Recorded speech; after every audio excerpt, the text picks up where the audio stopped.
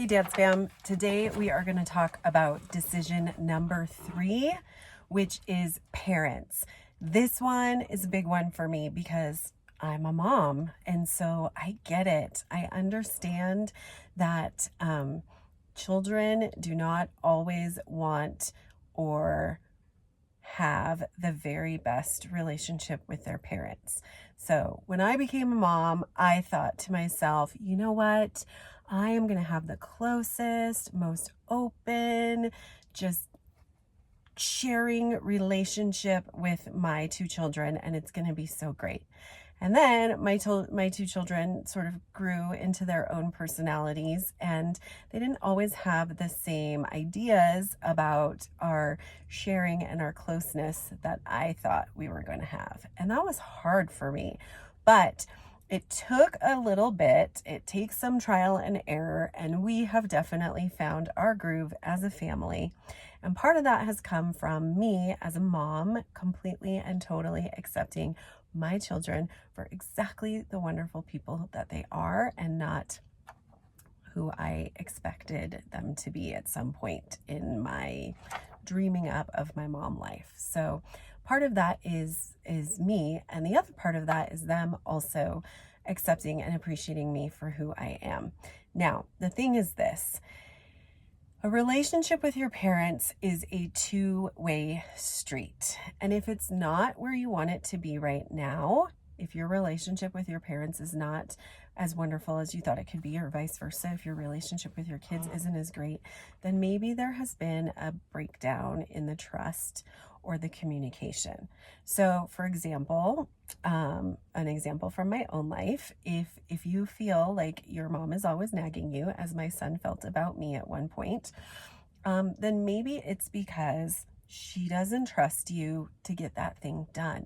Maybe you have been not very trustworthy about that in the past. So as an example, picking up after yourself, pick up your room, put those dishes in the dishwasher, put your shoes away, blah, blah, blah, blah, blah, right? And my son personally, like, he can't stand that. It drives him crazy. And it was really causing a rift in our relationship when he was younger. But when we sat down and talked about it, I said, okay, well, if you want that to stop, then just become a person who doesn't need to be told to do those things.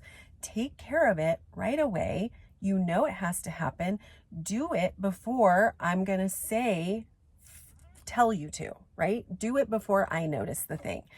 So, he did. He built that trust back up, and he became the person who picked all his stuff up before he was asked to do it. And that kind of showed some respect for how I wanted things done. And in my way, I had to unlearn telling him what to do because he didn't require it anymore. And now he's 17 years old, about to graduate high school, and I never ever have to tell him to do his homework or anything. He just does it. He has become a person who does the things that need doing without being nagged by mom. So, winning. We're doing better. Kids, show your parents respect, build mutual trust, help out without being told. Like, what a miracle. Your world will transform if this happens. And pay attention to your parents and try to remember that they are people too.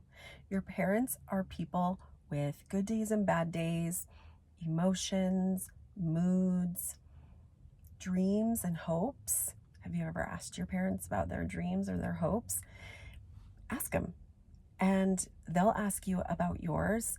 Don't be afraid to share with them. Your parents will forever be your biggest cheerleaders and your biggest fans. I guarantee it. It's a promise, because I'm a mom and I know that feeling, and your parents love you enough to put you into dance class. So I know that they care about you. I know that they are your biggest cheerleaders and your biggest fans.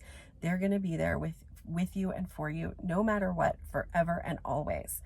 So make up with your parents when you fight with them. Try not to fight with them. Always remember that your parents absolutely love you. Show them that you love them back. It means the world to them. And watch it all improve. Your life will change.